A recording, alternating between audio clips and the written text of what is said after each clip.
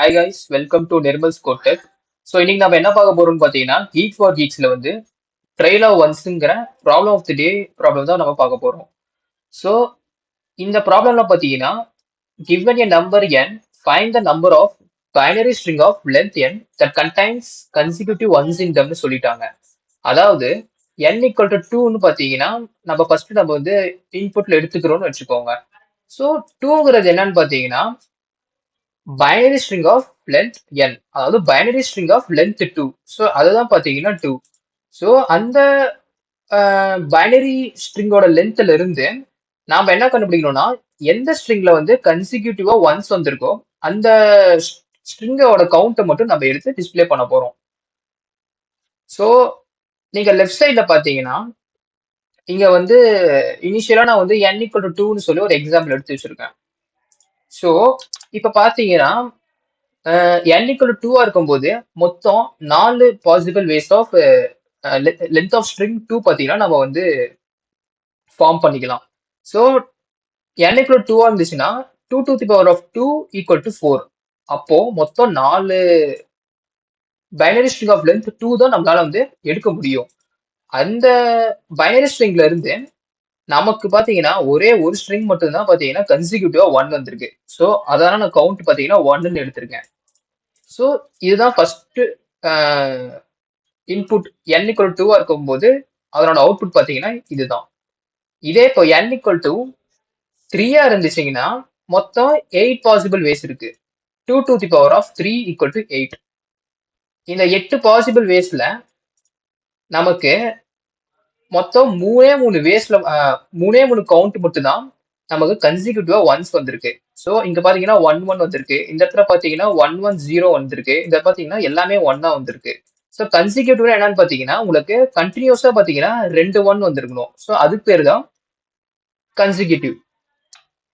So but இந்த நம்ம பார்க்கும்போது ஈஸியா வந்து மேனுவலா வந்து நம்ம ஃபர்ஸ்ட் எடுத்த உடனே பைனரி ஸ்ட்ரிங் எல்லாம் கண்டுபிடிச்சிட்டு எந்த ஸ்ட்ரிங்ல வந்து கன்சிக்யூட்டிவா 1 வந்திருக்குங்கிற பார்த்துட்டு நம்ம ஈஸியா மேனுவலா போட்டுடலாம். ஸோ பட் நீங்க அந்த மாதிரி போட்டீங்கன்னா கண்டிப்பா உங்களுக்கு வந்து டைம் லிமிட் எக்ஸீட் வரும். ஏன் டைம் லிமிட் எக்ஸீட் வரும்னு பாத்தீங்கன்னா, இந்த இடத்துல வந்து ப்ராப்ளம்ல expect time complexity big of n சொல்லிட்டாங்க. ஸோ நீங்க இதை பேஸ் பண்ணி தான் நீங்க வந்து ப்ராப்ளமே சால்வ் பண்ற மாதிரி இருக்கும். ஸோ இன் டர்ம்ஸ் ஆஃப் நீங்க மேனுவலா நான் சொல்ற மாதிரி நீங்க போட்டீங்கன்னா அதனோட time complexity 2 to the power of n. So n விட 2 to the power of n தான் பார்த்தீங்கன்னா டைம் லிமிட் காம்ப்ளெக்சிட்டி அதிகம். ஸோ அப்போ நீங்க போடும்போது கண்டிப்பா டைம் லிமிட் எக்ஸீட் வரதான் செய்யும்.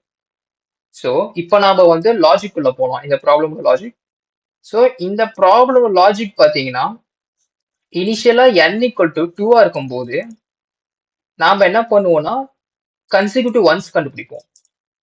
n equal to 2 இருக்கும்போது கன்சிக்யூட்டிவ் ஒன்ஸ் பார்த்தீங்கன்னா 1. இந்த 1 எப்படி வந்துச்சு அப்படிங்கிறது தான் இங்க நமக்கு மிகப்பெரிய ஒரு ப்ராப்ளம்.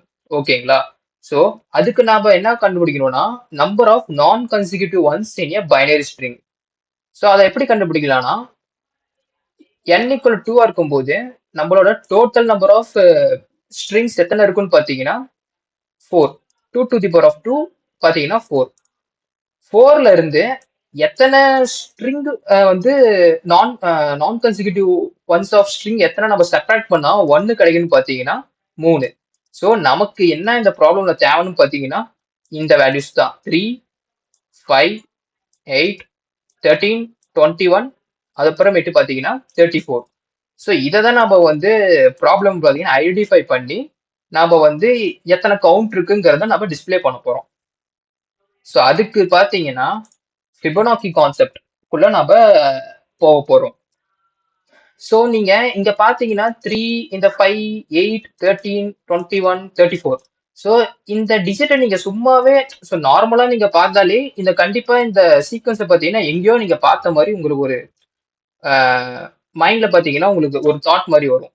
ஸோ அப்படி உங்களுக்கு தோணுச்சுனாலே நீங்க டைரக்டா இந்த ப்ராப்ளம் பார்த்தீங்கன்னா ஃபிபனாக்கி சீரிஸ் சீக்வன்ஸ்ல தான் இருக்குதுங்கிறத நீங்க ஈஸியா வந்து ஐடென்டிஃபை பண்ணிடலாம்.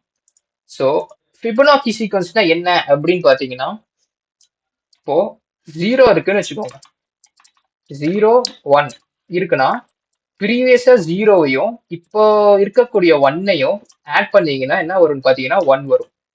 அதுக்கப்புறமேட்டு இந்த ஒன்னையும் நம்ம ஆட் பண்ணோம்னா நமக்கு 2 வரும்.